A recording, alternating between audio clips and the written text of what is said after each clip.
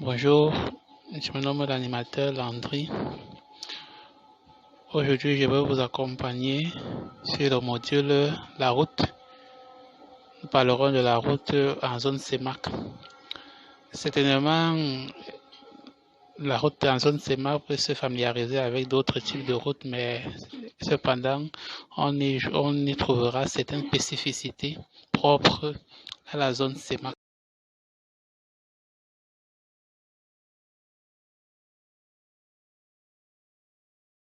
Ok.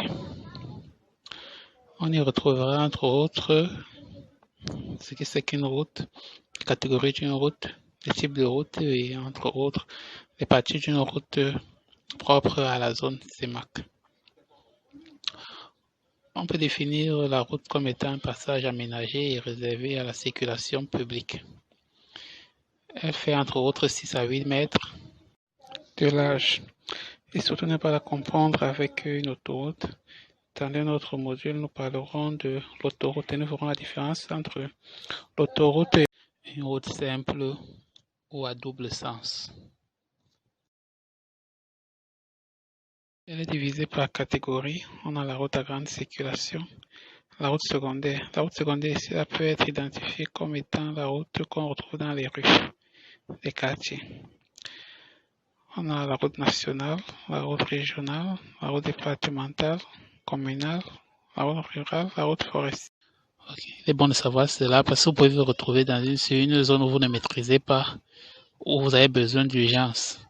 Maintenant, tout autour, en regardant les éléments qui vous se retrouvent tout autour de la route où vous circulez, vous devez être capable de connaître sur quel type de route vous circulez. Ainsi, ça vous permettra de donner des renseignements précis aux urgences pour qu'on puisse rapidement vous porter assistance. Comme élément, on a par exemple les cartouches qu'on retrouve sur les routes. Une cartouche, c'est un petit panneau portant une certaine couleur qui renseigne sur le type de route sur lesquelles nous circulons. Il est placé au-dessus des grands panneaux.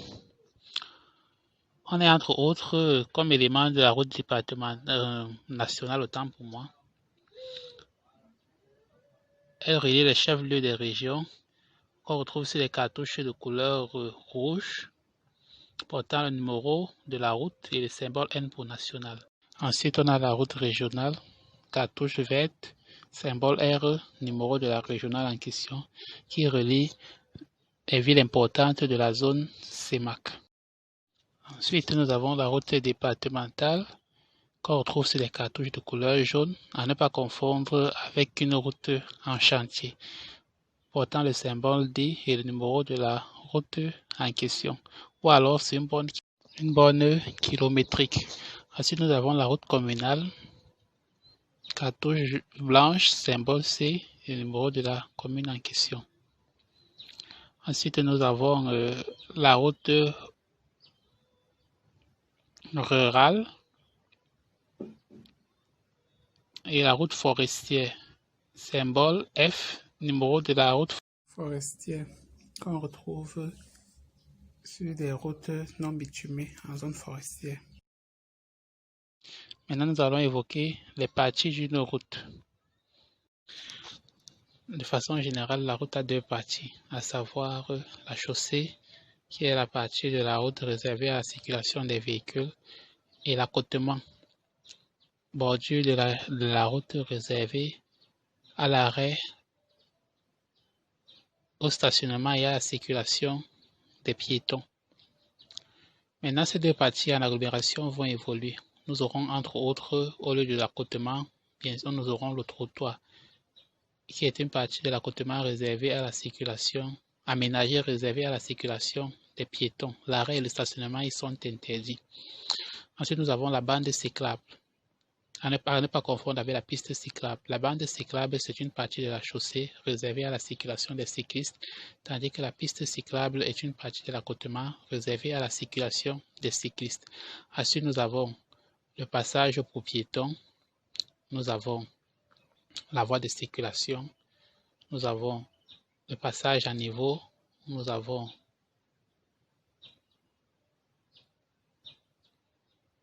l'axe médiane, nous avons le bateau pavé et le plateau pavé. vont pouvoir les définir. Si quelqu'un viendrait à poser des questions, nous allons donner solution si vous ne parvenez pas à savoir où se trouve, où on peut retrouver le plateau pavé et le bateau pavé. Concernant l'axe médiane, vous devez savoir que l'axe médiane peut être imaginaire ou non. Si vous circulez sur une route non où il n'existe pas de signalisation horizontale, vous devez avoir votre ligne imaginaire. L'autre axe médiane là, elle peut être imaginaire parce que la chaussée doit être partagée de façon égale, si bien sûr il s'agit d'une circulation à double sens. Nous évoquerons d'autres parties quand nous parlerons de l'autoroute. Là, vous avez les usagers qu'on peut retrouver sur la route. En conduite, on ne se focalise pas seulement sur le conducteur qu'on est. Vous devez aussi connaître comment vont se comporter les autres usagers. À une épreuve, on avait demandé aux apprenants ou à ceux qui passaient l'examen où doivent circuler les piétons lorsqu'il n'existe pas de trottoir. Vous devez savoir que le piéton doit circuler du côté gauche pour être capable de voir les véhicules venir d'en face et mieux les esquiver en cas de danger imminent. Sur ce, je vous dis merci pour votre attention. N'oubliez pas de liker ma page et de vous abonner. Si c'est que vous avez des questions, n'oubliez pas de les soumettre et au fur et à mesure, nous parlerons des différents autres modules. Merci.